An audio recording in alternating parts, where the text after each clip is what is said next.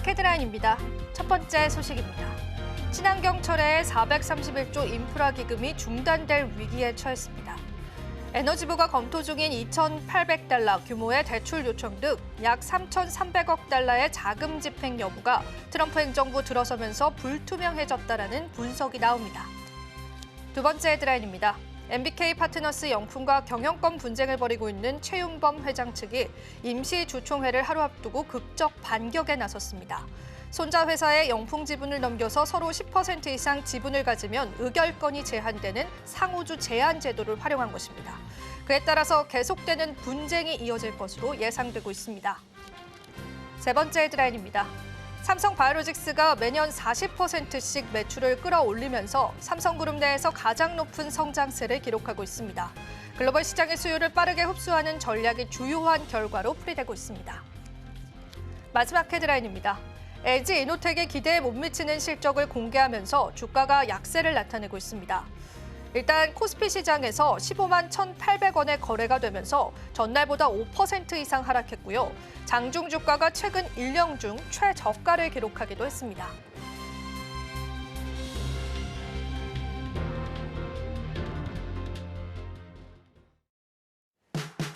시청자 여러분 안녕하세요. 마켓 쇼쇼쇼 진행을 맡은 이지영입니다. 자, 우리 국내 증시는 또 긴 연휴를 앞두고요. 다양한 수급들이 메말라 가고 있습니다. 목요일 마감 시장 생각보다 더 그 수축폭이 크다라고 볼 수가 있는데요. 그렇다면 우리 시장에 관한 어떤 전략들 세워봐야 할지 더 중요해진 시점이 된 것 같습니다. 자, 저희가 히트맵 살펴보면서요. 오늘 마감 시장 하나하나 체크해보면서 주요 기업들의 이슈들까지도 한번 살펴보도록 하겠습니다. 자, 오늘 시장은 어떻게 펼쳐지고 있는지 한눈에 보이시는 것처럼 주요 종목군들이 대부분 하락하고 있는 모습까지도 확인되고 있습니다. 또한 방금 들려온 속보에 따르면요. 기업들의 실적 발표가 났는데요. 현대차 실적 발표 같은 경우에도 사상 최대치를 기록했다라는 그러한 발표가 났습니다. 하지만 영업이익률 같은 경우에는 전년보다 5.9% 하락하면서 기업들의 영업이익 축소에 관한 우려감들이 사실화됐다라는 분석들도 시장에 나옵니다. 오늘 현대차는 0.48% 상승합니다. LG도 나왔는데요. LG 같은 경우에도 작년 매출이 87.7조로 역대 최대치를 기록을 했는데요. 역시나 영업이익 측면에서는 6.4%의 감소 양상을 보여주면서요. 마진율 개선이 필요하다라는 증권가의 목소리들도 나와주고 있습니다. 하지만 국내 대표 기업인 현대차와 LG전자가 또 호실적을 기록한 부분들이 또 우리 시장을 끌어올릴 수 있을지 관전 포인트로 체크해 보시면 좋겠습니다. 자, 그렇다면 다른 기업들도 보겠습니다. 오늘 삼성전자와 하이닉스도 일제히 하락을 하고요. 특히나 하이닉스는 사상 최대 실적을 냈음에도 불구하고 시장의 눈높이에 못 미쳤다라는 그런 시장의 의견들이 반영이 되더라고요. 현재는 2%가량 하락하고 있습니다. 앞서서도 방금 드렸지만요. 저희가 삼성바이오로직스에 관한 다양한 호실적 이야기를 나눴습니다. 삼성바이오로직스는 오늘 시장에서는 보시는 바와 같이 상승하는 흐름들 보여주면서 삼성그룹주 내에서도 가장 효자 종목이다라는 시장의 인식들 나오고 있습니다. 앞으로의 성장성들도 기대가 된다라고 하니까요. 계속되는 주가 흐름들 살펴보시고요. 여기 보이시는 것처럼 대다수의 종목군들이 하락하는데 특히 어제 강했었던 조선 섹터라든지 건설 기계 섹터들 최근 들어서는 흐름이 좋지 않습니다. HD 현대중공업이 5% 그리고 하나오션 같은 경우에도 2%가량 하락합니다. 특히나 내일에 하나오션의 실적 발표가 있는데요. 주가 방향성에 영향을 줄 것으로 보이기 때문에 이 실적 발표도 여러분들이 한번 기대해 보시면 좋겠습니다. 네이버는 오늘 시장에서 쉬어가는 흐름 보여주면서 전반적인 섹터단의 흐름은 좋지 않고요. 다만 금융주만 일부 상승하고 통신주들도 일부의 보합권들을 나타내면서 그나마 시장을 견인하고 있는 모습까지도 확인되고 있습니다. 자, 명절 앞두고 또 거래 대금도 줄어가고 있는 시점에서 우리가 앞으로의 시장 어떻게 대응해봐야 할지 많은 고민 남는 것 같습니다. 오늘도 저희가 다양한 프로그램 통해서 다양한 코너 통해서 여러분들과 함께 해드리겠습니다. 자, 마켓 쇼쇼쇼 2부도 본격적으로 출발합니다.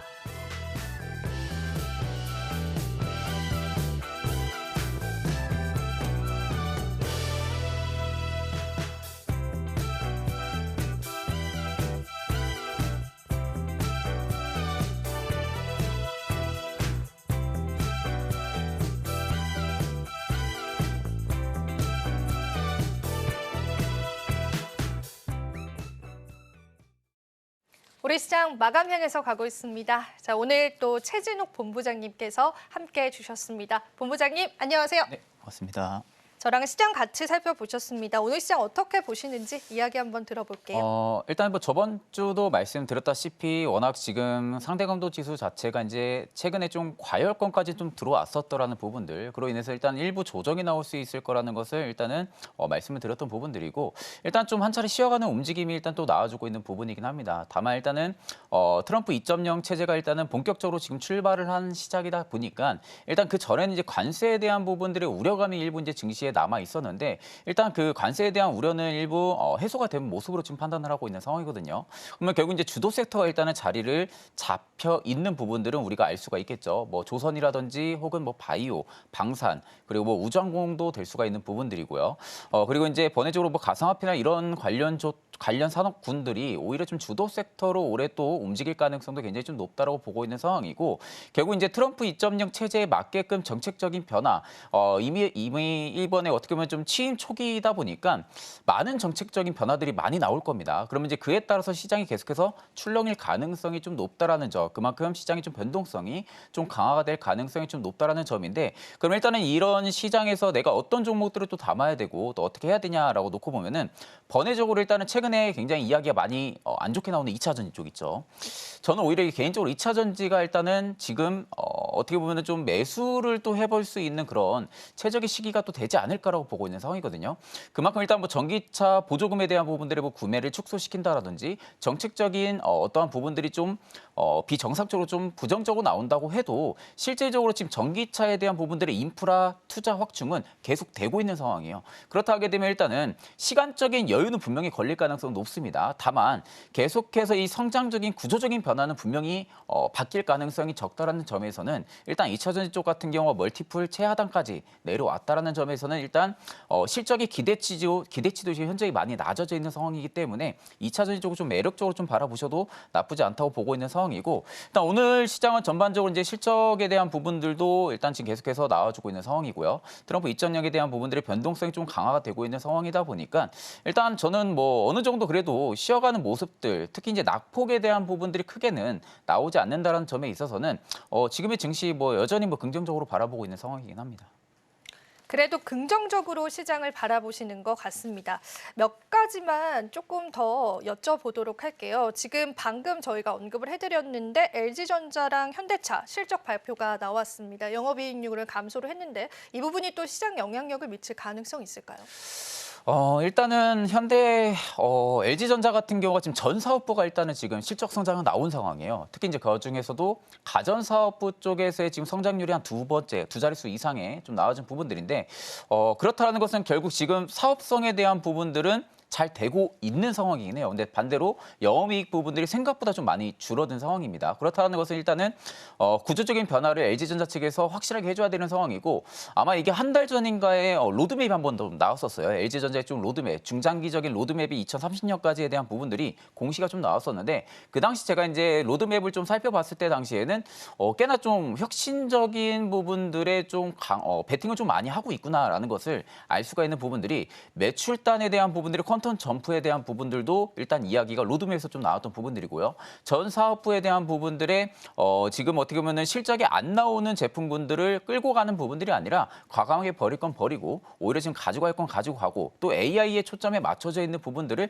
사업성을 좀 강화를 시키겠다라는 부분들을 로드맵을 봤을 때는 실제적으로 이제 LG전자의 좀 외형 성장 기대감을 충분히 기대해 볼 수 있지 않을까라고 보고 있는 상황이고요.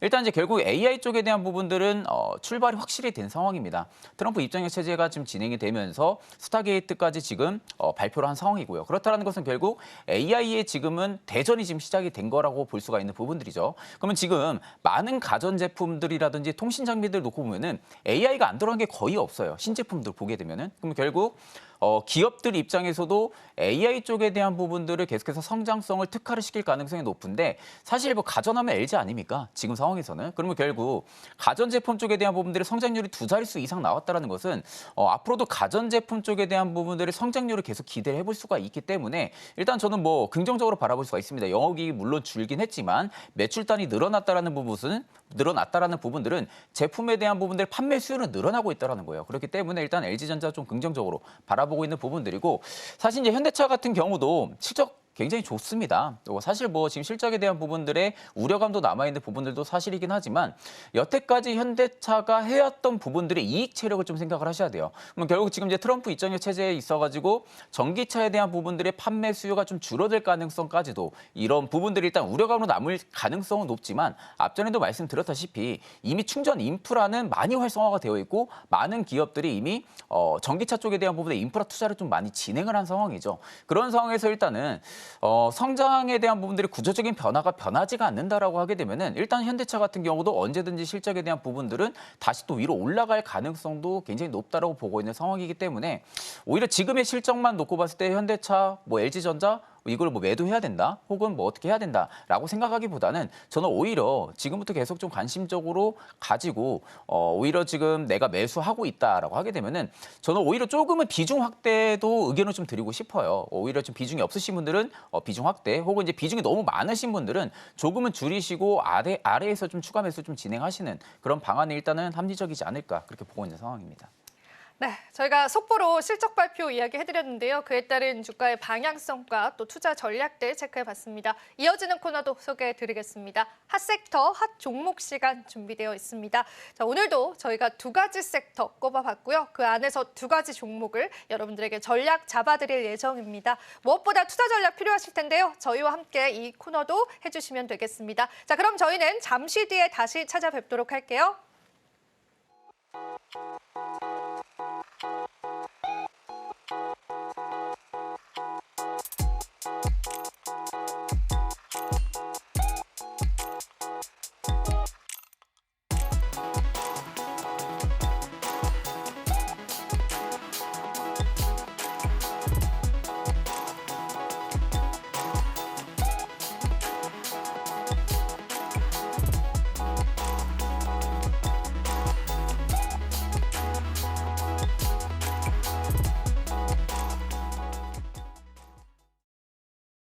핫섹터, 핫 종목 시간으로 다시 찾아뵙습니다. 자, 오늘은 어떤 섹터 그리고 그 안에 어떤 종목군들 살펴볼 건지 저희가 바로 이야기를 나눠볼게요. 본부장님, 오늘 어떤 섹터 저희가 첫 번째로 좀 열어볼까요? 일단 최근에 다시 또 기지개 피고 있는 항공주들 한번 좀 봐야 되지 않을까라는 관점에서 좀 항공주를 좀 가지고 왔는 부분들이고요. 일단 항공주들 하게 되면은 제가 이제 딱 두 종목을 좀 가지고 왔어요. TA항공이랑 대한항공.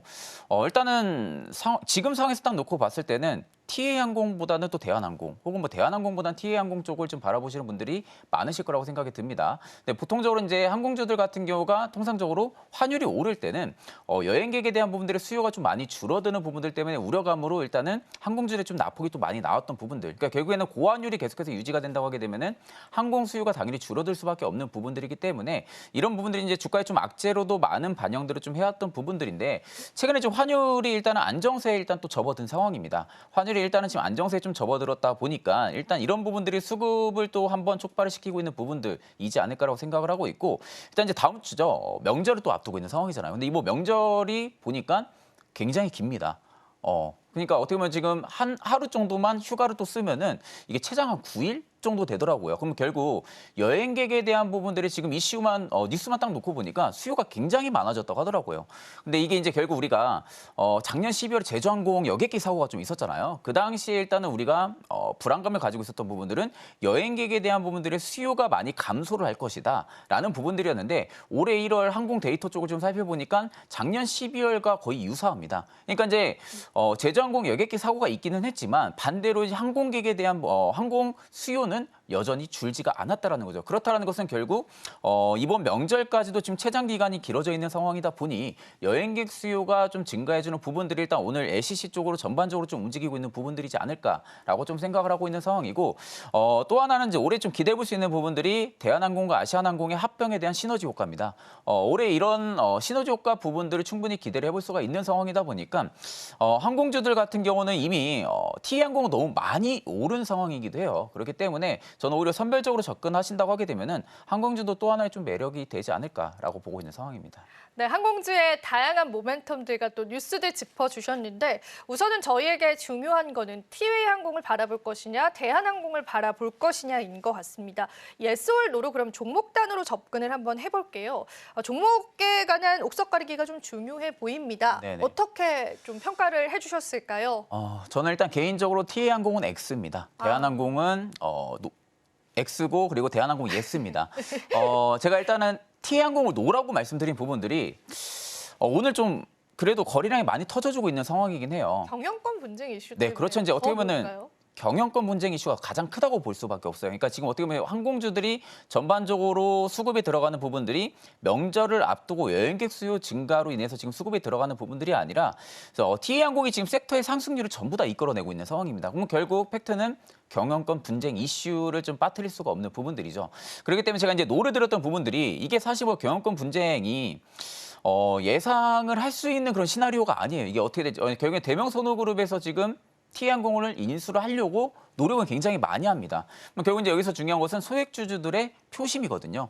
근데 올해 지금 정기 주주총회를 지금 앞두고 있는 상황이다 보니까 이번 표심에 대한 부분들이 얼마나 확보를 또 하고 또 이사진들을 얼마나 확보하는지에 따라 가지고 대명선호그룹에 대한 부분들이 T항공 인수에 대한 부분들이 원활하게 좀 진행이 될 수 있을지 혹은 좀 반대로 우리가 예상하지 못했던 부분들의 인수가 또 한번 어려워질 수도 있지 않을까라는 것 우려감은 일단 주가에 저는 남아있을 가능성이 굉장히 높다라는 측면입니다. 그렇기 때문에 일단 TA항공 같은 경우 만약에 이게 경영권 인수 부분들이 분쟁 이슈가 우리가 예상한 대로 안 흘러간다고 했을 때 그 가정을 했을 때는 사실 이게 대응하기 굉장히 어려운 그런 단계라고 보고 있는 상황이거든요. 워낙 빠르게 또 매물 출회가 나올 가능성이 높고요. 그렇기 때문에 저는 일단은 아래에서 잡은 기 보유자분들의 영역이라고 봅니다. 그러니까 T항공 같은 경우 지금 신규로 매수단을 따라붙기에는 다소 좀 부담스러운 자리도 분명하고요. 또 지금까지 주가에 대한 부분들의 멀티플이 계속해서 확장이 됐던 부분들은 단지 경영권 분쟁 이슈 이 하나만으로도 일단은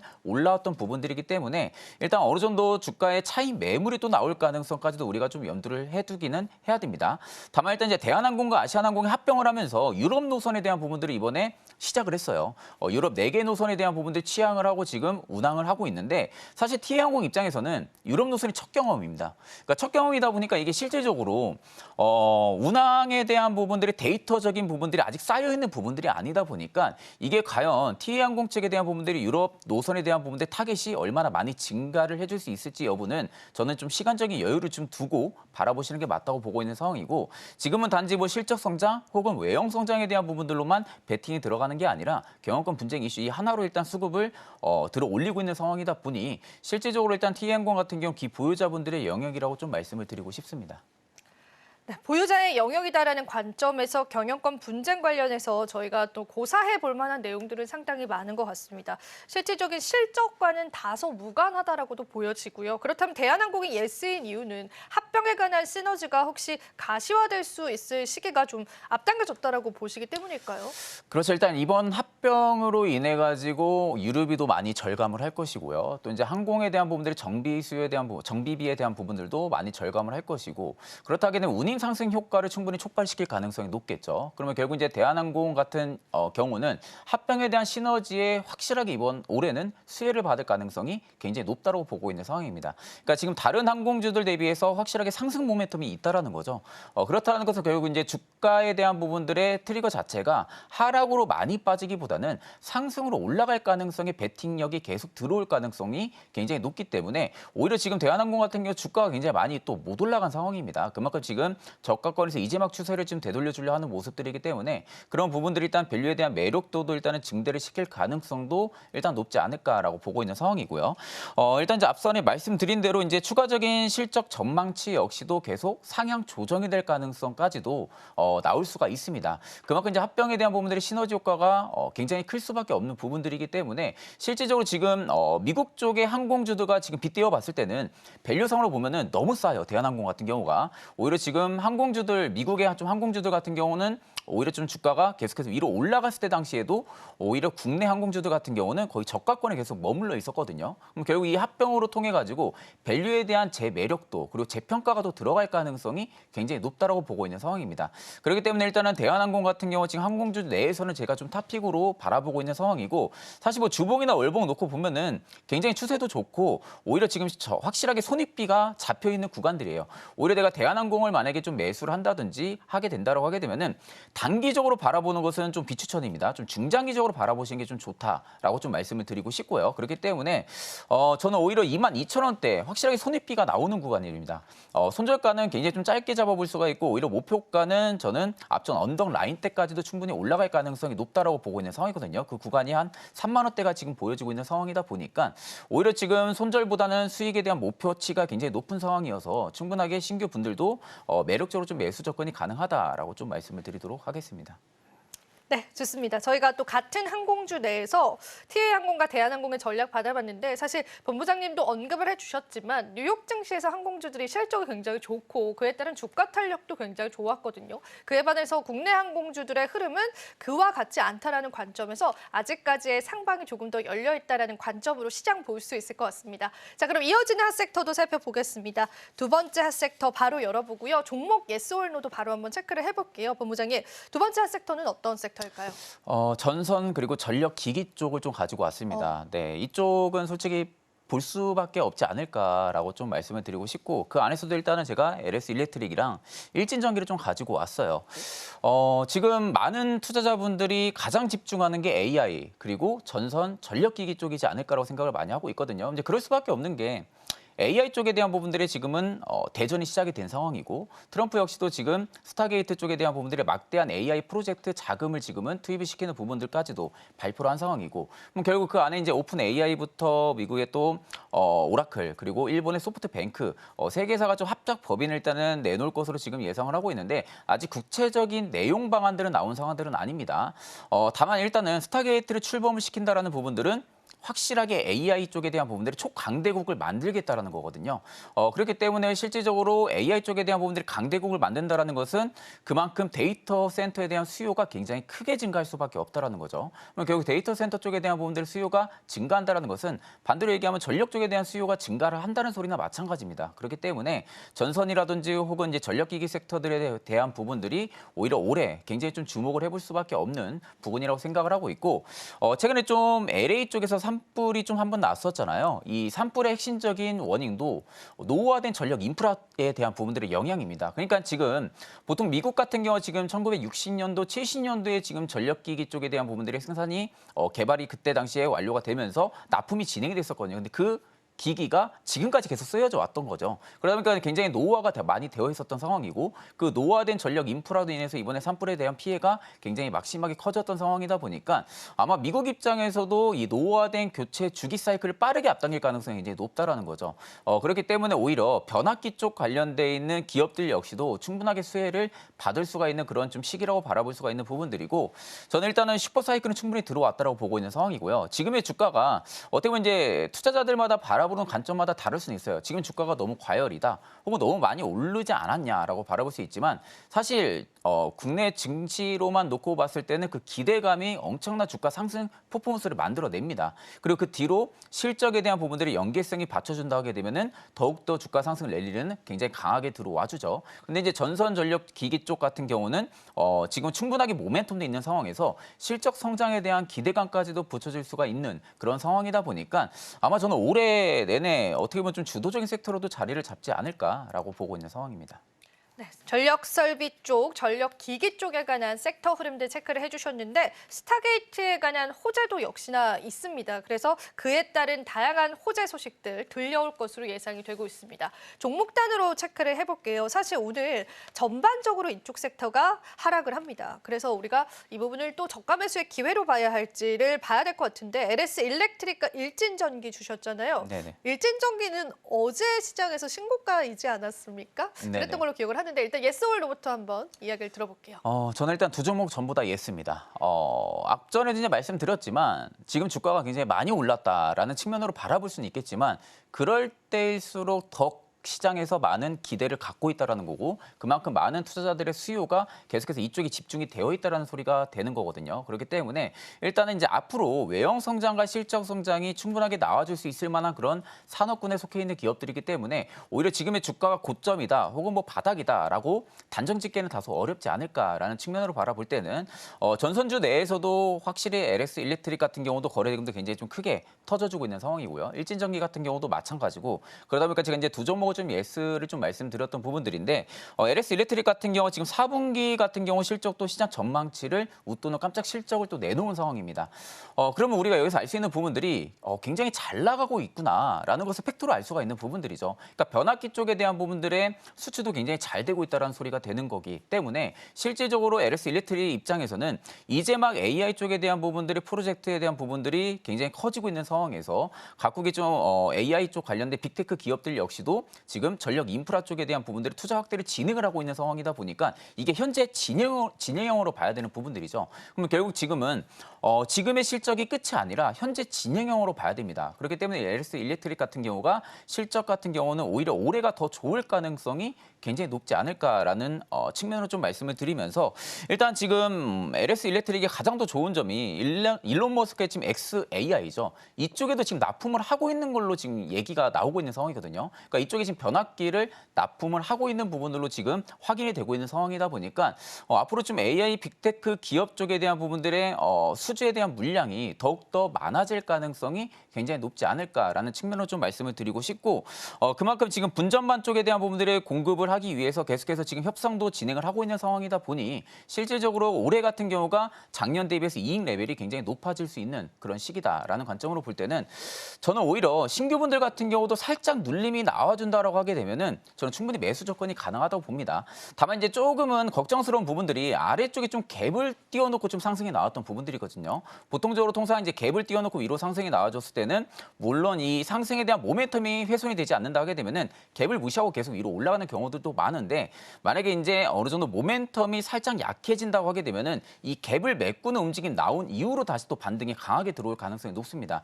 그렇기 때문에 저는 오히려 보수적으로 본다 하게 되면은 19만 3천 원대부터 21만 원 사이까지 내려왔을 시에 분할 매수 조건이 좀 가능하고요. 만약에 이 구간까지 안 내려와 준다라고 하게 되면은 오늘 시가 라인 근접하게 좀 내려왔을 때 한 22만 원대까지만 내려와도 충분히 매수 관점이 가능하다고 보고 있는 상황입니다. 그러면은 바로 이어서 일진전기 쪽도 한번 의견 들어보고 좀 마무리를 해보도록 할게요. 네네. 일단 이제 일진전기 같은 경우도 굉장히 좋습니다. 전선 관련 섹터 기업들 내에서 오히려 지금 성장성에 대한 부분들이 전혀 개의치가 없는 기업이에요. 그 중에 하나가 전선 쪽에 관련돼 있는 매출의 규모가 약 80% 정도가 나오는 기업입니다. 그러니까 전선 쪽만 오히려 매출 부분이 80%의 점유율을 가지고 있고요. 반대로 이제 20% 정도 뭐 충전기 사업 부분도 있고 2차전지 사업 부분도 있습니다. 그러면 결국 이제 핵심은 전선 수요, 전력 수요가 증가하는 부분들이 있어서 지금 전선 전력기기 쪽이 움직여주고 있는 상황이다 보니까 전선 쪽에 따른 매출단이 80%를 보유하고 있는 일지전기 입장에서는 오히려 실적에 대한 부분들이 작년 대비 올해가 더 좋아질 가능성이 너무나도 높다라고 좀 바라볼 수가 있는 측면이고 이게 지금 일지전기 한 2년, 3년 전부터 신규 공장 캐파 증설을 좀 진행을 했었습니다. 그러니까 그 당시에 좀 신규 공장 캐파 증설을 진행했던 부분들이 그때만 놓고 봤을 때도 실적이 좋지가 않았었어요. 실적이 좋지가 않았음에도 불구하고 오히려 무리해서 좀 캐파 증설을 좀 진행을 했었거든요. 그게 일단은 올해 확실하게 시너지 효과를 볼 수밖에 없는 부분이라고 좀 말씀을 드리고 싶고 결국 이제 전력 수요가 많아질 것을 미리 대응을 한 거죠. 미리 대응을 하고 신규 공장을 증설을 했고 작년 12월에 테스트 가동을 지금 진행을 했고요. 올해 지금 본격적으로 이제 생산 라인이 지금 확충에 대해서 지금 진행을 하고 있는 상황이다 보니까 올해 충분하게 미국향에 대한 부분들의 수출 모멘텀도 좀 진행이 될 가능성이 높다라는 측면으로 바라볼 수가 있는 부분들이기 때문에 저는 오히려 일진전기 같은 경우도 충분히 눌림이 나오면 나올수록 계속해서 좀 매수 접근이 가능하지 않을까라고 보고 있는 상황입니다.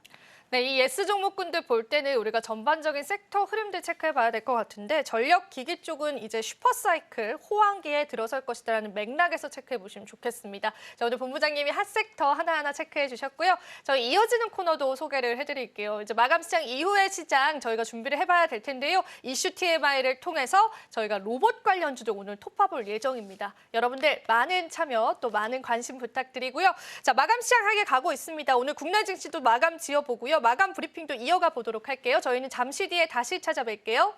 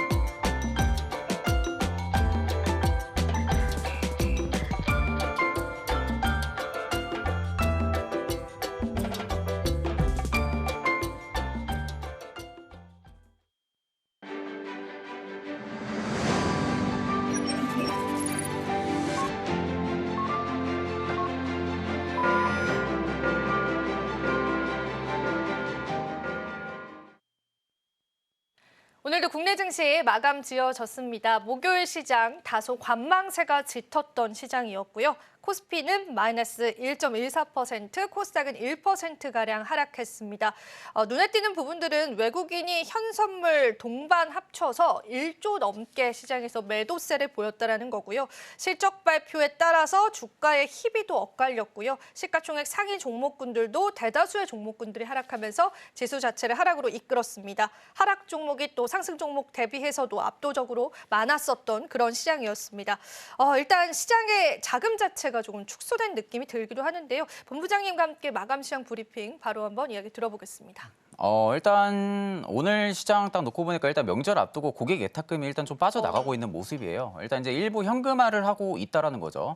그렇기 때문에 일단 이거는 이제 일부 변동성에 불과하다라고 좀 볼 수가 있는 부분들입니다. 그러니까 단기간에 지금 고객 예탁금이 좀 빠져나가는 부분들은 언제든지 다시 좀 유입이 될 수 있는 지금 이벤트성에 대한 부분들이 명절이라는 걸 앞두고 있는 상황이다 보니까 명절 끝난 이후로도 고객 예탁금이 꾸준하게 좀 증가를 해주는지 여부를 좀 체크를 하시는 게 좀 맞다고 보고 있고, 오늘 같은 경우는 지금 양시장 모두 개인의 쌍끌이 매수세가 좀 들어와줬고요. 외국인과 기관 같은 경우가 오늘 양시장 모두 매도세를 좀 표현을 해주고 있는 모습인데, 이게 일부 이제 매도세가 나와주고 있는 부분들인데, 반대로 지금 오히려 지금 전망적인 섹터 내에서는 매수세가 또 잡히고 있는 상황이거든요. 그렇다는 것은 어떻게 보면 포트에 대한 변경보다는 일부 지금은 가격적인 메리트 구간들이 들어와 있는 종목들이 굉장히 많다라는 소리가 되는 겁니다. 그렇기 때문에 그런 종목 쪽에 대한 부분들에 오히려 지금은 매수세가 좀 자금은 좀 유입이 되고 있다라고 볼 수가 있는 부분들이고, 오늘 사실 뭐 상승 종목 대비 하락 종목이 굉장히 좀 많은 상황이었어요. 그렇다고 이게 하락 종목이 뭐 눈에 띄게 뭐 급락이 나왔던 부분들의 종목들은 많이 없었고요. 일부 뭐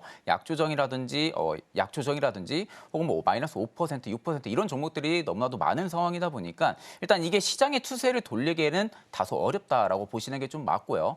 앞전에 좀 말씀드렸지만 관세에 대한 부분들의 불확실성 여부도 일단은 지나간 상황이기 때문에 오히려 지금 특징적인 뭐 어떤 기존에 있었던 이벤트성으로 증시를 계속해서 끌어내린다라고 보기는 너무 어렵다라고 저는 좀 바라보고 있는 측면이다 보니, 오히려 좀 이런 기회일수록 앞전에 말씀드렸다시피 2차 전지 쪽 좀 관심 있게 좀 지켜보셔도 나쁘지 않다고 보고 있고요.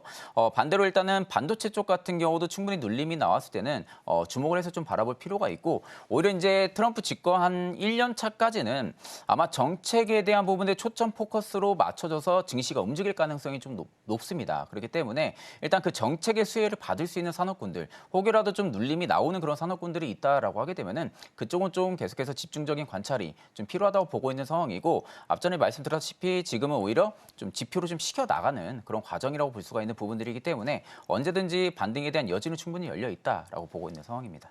시장 자체를 나쁘게 보시지는 않는 것 같습니다. 쉬어가는 흐름들 속에서 보는 것 같아서요. 우리가 또 명절 이후의 시장 탄력들을 기대해보면 좋지 않을까 싶어서 본부장님과 한번 마감 브리핑 이야기 나눠봤고요. 그럼 오늘 시장을 이끌었었던 핫섹터들도 이야기하면서 저희가 한번 코멘트 받아봐야겠죠. 자, 오늘 핫섹터 하나하나 살펴보겠습니다. 자, 오늘 첫 번째 핫섹터는 제약인데요. 제가 가만히 이 종목군들을 생각을 해봤더니 비타500을 만드는 회사, 맞아요. 뭐 혹은 홍삼 회사들, 이런 회사들이 참 많아요. 이게 어떻게 된 겁니까? 명절을 앞두고 그 기대감 때문일까요? 저는 앵커네가 거의 비슷한 생각인 것 같아요. 네. 일단은 명절 앞두고 이게 결국에 이제 설 명절 선물이라 보기도 어렵지만 이게 네. 너무나도 이제 국민들에게 인지도가 많이 높아지는 상황이고, 어디 뭐 누구한테 가도 비타 500. 그렇죠? 네, 아니면 홍삼 이런 쪽 좀 들고 가는 경우들이 굉장히 많잖아요. 네. 그러니까 이제 그런 부분들이 아마 지금은 어떻게 보면 좀 기대 수급이라고 해야 될까요? 그런 부분들의 수급이 지금 이쪽으로 일부 좀 몰리고 있다고 볼 수가 있는 건데 전형적으로 일단은 테마성 수급이 지금 제약 쪽에 몇몇 종목이 지금 몰려주고 있다라고 좀 바라볼 수가 있는 부분들이고 이런 종목들이 지금 뭐 실적이 드라마틱하게 좋다 혹은 뭐 신약에 대한 부분들이 모멘텀이 있다 혹은 뭐 임상에 대한 부분들이 뭐 결정적인 뭐 방향성이 나왔다 이런 부분들로 모멘텀을 올려주고 있는 부분들은 아니다 보니까 일부 주가의 되돌림도 빠르게 나올 가능성이 굉장히 좀 높습니다. 아마 내일까지는 이쪽 관련 종목들이 좀 들썩들썩할 가능성이 좀 높아요. 그렇기 때문에 일단 내가 데이 트레이딩 쪽에 대한 부분들에 자신이 있다라고 하게 되면은 충분히 접근은 가능하다고 보고 있는 상황이지만 반대로 내가 손절이 너무 어렵다 그리고 손절하기가 너무 좀 그렇다 하게 되면은 이 종목군들은 일단은 좀 피하시는 게 맞지 않을까라고 보고 있는 상황입니다. 네, 이쪽도 테마단으로 우리가 체크를 해볼 필요가 있을 것 같아서요. 트레이딩 전략 유효하지만 그래도 주의는 해보셔야 될 것 같습니다. 다음 핫섹터도 바로 한번 살펴볼까요? 어떤 핫섹터가 또 자리를 했을까요? 빛과전자는 개별 이슈가 있었습니다. 미국의 데이터 센터의 광 모듈 시장을 공략한다라는 이슈가 있으면서 오늘 통신 장비 쪽은 그래도 오르더라고요. 이게 스타게이트발에 관한 그런 이슈들도 같이 맞물리는 것 같은데요. 쭉 봐도 괜찮을까요, 본부장님? 일단 트럼프의 숨은 수혜 섹터가 되지도 않을까라고 저는 좀 조심스럽게 좀 생각을 많이 하고 있는 상황이거든요. 결국에는 지금 트럼프 정권이 집권 이후에 차세대 네트워크 서비스 쪽에 대한 부분들이 촉진을 시킬 가능성이 굉장히 좀 높습니다.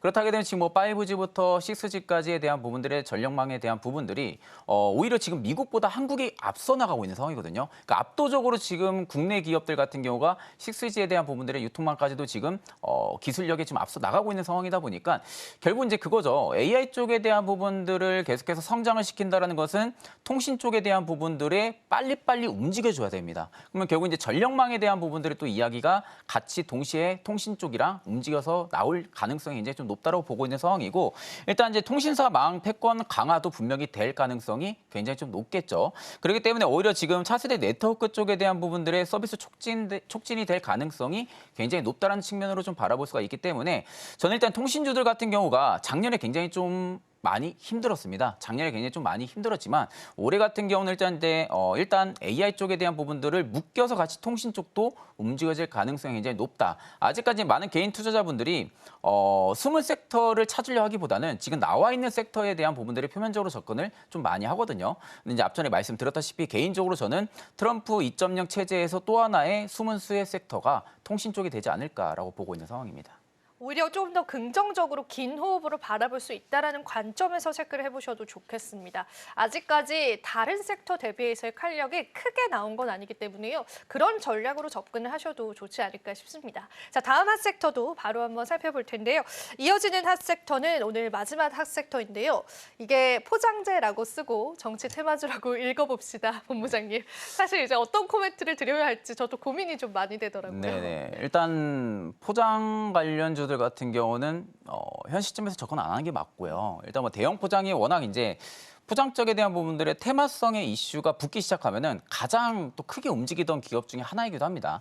그러면 이제 시가총액에 대한 부분들도 현저히 좀 낮은 기업 중에 하나고요. 그러면 결국 이제 제한적인 수급 내에서는 대형 포장이라든지 혹은 뭐 대림 포장이라든지 아니면 뭐 대림 제지 쪽이라든지 이런 쪽에 대한 부분들의 수급을 좀 강하게 좀 유발시켜주는 경우들이 굉장히 좀 많습니다. 근데 통상적으로 이런 관련 종목들 놓고 보면은 대부분 외국인과 기관 쪽에서 대금을 넣어주는 부분들이 아니라 개인 쪽에서 굉장히 많은 대금들을 넣어줘요. 그러니까 통상적으로 개인 쪽의 자금력이 굉장히 크다라는 것은 그만큼 테마성이 굉장히 강하다라고 볼 수가 있는 부분들입니다. 뭐 오늘 같은 경우도 일단 뭐 기관이 지금 3일 넣어주고 있고 기타 금융 쪽에서도 3일간 매수세는 넣어주고 있는데 그 외적으로는 지금 뭐 외국인이라든지 혹은 뭐 금융투자라든지 연기금이라든지 이런 쪽엔 전혀 움직임이 없는 상황이잖아요. 그렇다라는 것은 중장기적인 성장은 제한이 돼 있다라는 거죠. 그렇기 때문에 단지 지금은 또 뭐 명절도 앞두고 있는 상황이다 보니까 포장재에 대한 부분들의 수요도 증가를 할 거라는 그런 기대감까지도 일단은 붙어주고 있는 상황이기 때문에 일단 저는 보유자분들의 영역이고 신규분들 같은 경우는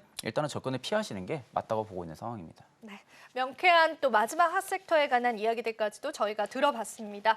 자, 이렇게 해서 핫섹터는 정리를 해보도록 하고요. 저희가 오늘 시간의 하이라이트가 될 것 같습니다. 앞으로의 시장을 또 저희가 기대하고 또 준비를 하면서 어떤 이슈에 집중을 하면서 그 관련주들을 어떻게 한번 파악을 해봐야 할지 본부장님과 함께 이야기를 나눠볼 텐데요.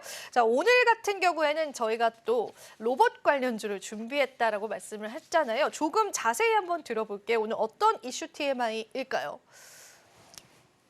말씀해 주시죠. 네, 일단은 로봇 쪽에 대한 부분들은 뭐 로봇 대전 준비 이런 이슈 부분들을 일단 가지고 나왔는데 올해 들어서 일단은 CES 2025에서 얘기가 나왔던 부분들이 엔비디아의 지금 쟁스난 CEO 같은 경우도 로봇에 대한 부분들이 언급을 또 한 상황이고요. 또 이제 삼성전자도 여전히 미래 먹거리로 관련해서 로봇 쪽에 대한 부분들을 또 언급을 한 상황이고, 그러니까 결국에는 앞으로 시간이 가면 갈수록 AI 쪽에 대한 부분들이 강화가 되면서 자연스럽게 로봇 쪽까지도 시대에 대한 변화가 빠르게 나타날 가능성이 높다라는 것을 언급을 한 겁니다. 그럼 결국 지금 많은 빅테크 기업들도 마찬가지고 국내 기업들도 마찬가지고 지금 로봇 쪽에 대한 부분들의 인프라 투자를 계속 진행을 하고 있는 상황이죠. 대표적으로 이제 삼성전자 같은 경우도 레인보우 로보틱스를 지금 자회사로 편입을 시키면서 결국 이제 로봇 쪽에 대한 부분들의 사업성의 증대 그리고 사업성에 대한 부분들의 강화를 지금 진행을 하고 있는 상황입니다.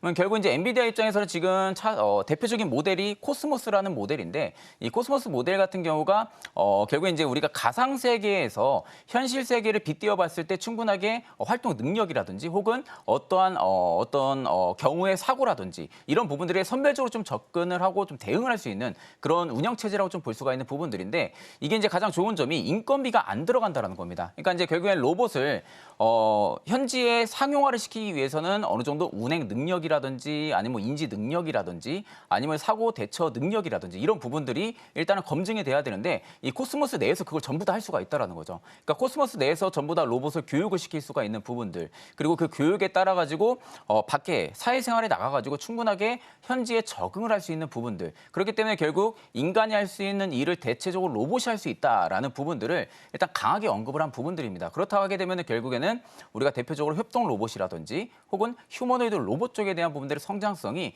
확실히 강하게 나올 가능성이 높겠구나라는 것을 측면으로 좀 알 수가 있는 부분들이고요. 이게 뭐 엔비디아만 지금 그러는 부분들이 아닙니다. 뭐 LG전자, 뭐 국내 기업 같은 경우는 LG전자도 마찬가지고 혹은 뭐 삼성전자도 마찬가지고요. 현대그룹 같은 경우도 마찬가지고 결국 로봇 쪽에 많은 대기업들이 지금 집중을 하고 있다라는 겁니다. 그렇기 때문에 아마 상대적으로 가면 갈수록 사람이 할 수 있는 일에 대한 부분들의 점유율이 줄어들면서 그 부분들의 역할을 대체로 로봇이 할 수 있는 점유율이 좀 더 많아지지 않을까라는 측면으로 바라봤을 때는 일단 로봇주들 같은 경우 우리가 뭐 2년 전, 3년 전, 1년 전까지만 해도 이 성장은 무조건 하는 섹터이긴 한데 이게 너무 시간이 오래 걸리지 않을까라는 이야기들이 대부분 많이 나왔었습니다. 근데 그 이야기를 거의 깨는 듯한 발언들이 올해 좀 이어졌던 부분들이 있기 때문에 아마 이 실적에 대한 부분들이 기대감이 정말 빠르게 다가올 가능성이 높다라는 측면으로 바라볼 때는 로봇주들 같은 경우도 올해 빗대어 보게 되면 유리기판 두 섹터가 일단은 저는 성장에 대한 모멘텀 혹은 수출에 대한 모멘텀이 붙어줄 수 있는 그런 시기이지 않을까라고 좀 말씀을 드리고 싶습니다. 이 로봇에 관한 패러다임들은 정말 계속되는 것 같더라고요. CES 2025에서 젠슨항이 직접 언급을 하기도 했고요. 국내 대기업들, 특히나 삼성전자 같은 경우에는 관련한 자회사를 편입하기도 했었고 LG전자 같은 경우에도 로봇 관련해서 적극적인 행보를 보여주고 있습니다. 그럼 우리가 챗 GPT 다음으로 미래 먹거리로 지명이 되는 게 바로 로봇 산업입니다. 앞으로의 성장성들이 좀 기대가 되고 실제로 실적이 가시화되는 시점들도 우리 시장에서는 중요하지 않을까 싶어서 집중을 하셔서 보시면 좋을 것 같고요. 일단은 로봇 하면은 저희가 하드웨어, 소프트웨어 이렇게 좀 나눠볼 수 있잖아요. 네네. 우리 기업들 중에서는 어디가 더 강점이고 우리가 시장에서는 어떤 쪽을 더 바라보면 좋을까요, 본부장님? 지금 현 시점에서는 당연히 소프트웨어 쪽을 좀 바라보는 게 맞을 수밖에 없는 부분들이죠. 일단 뭐 하드웨어 쪽 같은 경우도 최근에 이야기가 또 많이 나와주고 있는 부분들이긴 하지만 우리 많은 기업들 입장에서는 소프트웨어 쪽에 대한 부분들이 시장의 초입 구간에도 많이 진입을 했던 기업들이 많고요. 그만큼 소프트웨어 쪽에 대한 부분들의 기술력 특화가 또 되어 있는 기업들이 많기 때문에 일단 이쪽 관련돼 있는 산업군들을 일단은 계속해서 주목을 해볼 필요성이 있다고 보고 있는 상황이고 사실 뭐 로봇이랑 AI를 떼놓을 수가 없다라고 저는 생각을 합니다. 그러니까 지금 뭐 AI 챗봇 혹은 뭐 로봇 이렇게 좀 떼어넣어서 카테고리를 띄어넣어서 지금 얘기는 많이들 하고 있는 상황이긴 한데 결국 이제 AI 챗봇도 또 하나의 인공지능으로 좀 바라볼 수가 있는 부분들 반대로 로봇 같은 경우도 인공지능이나 마찬가지죠. 그렇기 때문에 좀 어떻게 보면 AI라는 그 포함되어 있는 키워드 안쪽에 그냥 세부 카테고리만 남겨져 있을 뿐이지 전체적으로 시장에서 산업군이 성장을 하게 되면은 동시다발적으로 성장을 계속 같이 해줄 수밖에 없는 그런 특징적인 섹터에 대한 성격을 좀 가지고 있다라고 보면 되시고요. 그렇기 때문에 오히려 이 로봇에 대한 상용화도 지금 굉장히 빠르게 나타나고 있는 상황이잖아요. 지금 뭐 주변 어디 뭐 편의점이라든지 혹은 뭐 어디 뭐 짜장면을 만들어주는 로봇도 있더라고요. 그러니까 어디 편의점이라든지 아니 휴게소만 가도 커피를 타주는 로봇도 있고 협동 로봇이. 그러니까 그런 식으로 어떻게 보면 우리 일상생활에서 이제는 흔히 접근할 수 있을 만한 그런 활동 범위까지 많이 침범을 했다라는 거죠. 그렇게 좀 활동 범위까지 많이 침범을 했다라는 것은 앞으로 그 시기적인 도래가 굉장히 빠르게 다가올 가능성이 높다라는 측면으로 바라볼 때는 우리는 결국 이제 주식 투자를 하는 사람들이잖아요. 그럼 투자를 하는 사람들 입장에서는 결국엔 프리미엄이 붙을 수 있는 산업군인지를 봐야 됩니다. 그러면 결국 프리미엄이 붙을 수 있는 산업군을 하게 되면은 일단은 지금은 로봇이라든지 혹은 AI 쪽 관련된 산업군들이 가장 대표적인 상황이다 보니까 이쪽 관련주들은 계속해서 체크를 해볼 필요성이 있다고 보고 있는 상황입니다. 앞서서 또 전선과 전력 기기 쪽도 미래 성장성 계속 내다봐 주셨는데 로봇도 그 항목에 좀 포함이 되는 것 같습니다. 그래서 우리 본부장님의 승부주가 궁금하게 될 것 같습니다.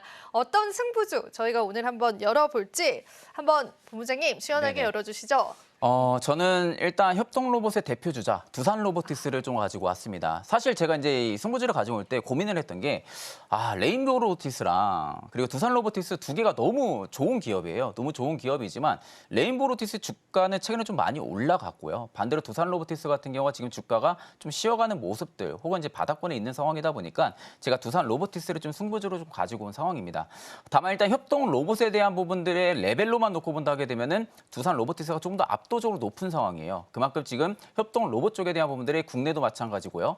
해외 쪽도 마찬가지고 점유율이 상당히 좀 높은 기업이다라고 좀 볼 수가 있습니다. 오늘 제가 이제 이슈를 체크하니까 지금 뭐 인천공항이라든지 이런 쪽에서도 맥주를 따르는 로봇을 지금 또 수출을 진행을 했더라고요. 그래야 지금 인천공항만 가도 협동 로봇이 맥주를 따라주는 그 기계가 지금 배치가 되어 있다고 합니다. 그만큼 이제 그쪽 어떻게 보면 식료품 쪽에서에 대한 부분들의 솔루션도 지금 두산 로보티스가 확장을 시키고 있구나라는 것을 우리가 충분하게 알 수가 있는 부분들이고 앞전에 좀 말씀드렸지만 이게 산업용 로봇 쪽이 앞전에 좀 특화가 많이 되어 있다 하게 되면은 이제는 산업용 로봇이 할 수 있는 활동 범위를 협동 로봇이 할 수가 있는 그런 지금 상황까지 도래를 한 상황이다 보니까 협동 로봇 쪽에 대한 부분들의 특화가 되어 있는 기업들이 좀 가장 매력적이게 움직일 가능성이 좀 높다라고 보고 있는 상황입니다. 거기에 지금 두산 로보티스 같은 경우가 꾸준하게 판매 채널 역시 확대를 하고 있는 상황이고요. 그만큼 지금 시장 점유율을 계속해서 좀 강화를 시키고 있는 상황입니다. 작년에 이제 두산 로보티스에 대한 부분들 이야기가 많이 나왔었죠. 올해 작년 하반기 같은 경우가 실적이 좋아지겠다, 실적이 흑자로 전환이 될 거다라고 좀 예상했던 사람들도 많았었는데 그 예상과는 좀 다르게는 실적은 나와주긴 했습니다. 다만 이제 올해 같은 경우가 계속해서 신용품 쪽에 대한 부분들의 솔루션도 강화를 진행을 하고 있고 판매 채널이 지금 작년 대비해서도 굉장히 올해 많은 증대를 이뤄낼 수 있을 거라는 부분들에 지금 애널리스트의 지금 예상치도 많이 나와주고 있는 상황이거든요. 그렇기 때문에 실질적으로 두산 로보티스가 그에 비해서 주가에 대한 매력도가 굉장히 좀 높은 구간대에 지금 계속해서 움직여주고 있다는 측면으로 바라볼 때는 아마 협동 로봇 쪽이 계속 움직여준다 하게 되면 두산 로보티스 역시도 매력적으로 좀 움직이지 않을까라고 보고 있는 상황입니다. 네, 사실 레인보우 로보틱스는 고점 부담감이 있는 건 사실입니다. 그러다 보니까 두산 로보틱스 함께 해주셨는데요. 여러분들이 한번 공략의 시점으로 또 좋은 복귀를 하셔서요. 투자 전략으로 가져가시면 좋겠습니다. 자, 오늘 이슈 TMI와 함께 하셨다면요. 내일 경제와 시장 든든하실 것 같습니다. 긴 시간 함께 해주신 최진욱 본부장님 감사합니다. 마지막으로 본 방송에서 제공해드리는 정보는 투자 판단에 대한 조언일 뿐입니다. 가치 판단과 상승 하락 보장하고 있진 않다는 점 다시 한번 유의 부탁드리겠습니다. 자, 여러분 오늘도 고생 많으셨습니다. 저희는 내일 이 시간 다시 찾아뵙도록 할게요. 시청해주신 여러분 고맙습니다.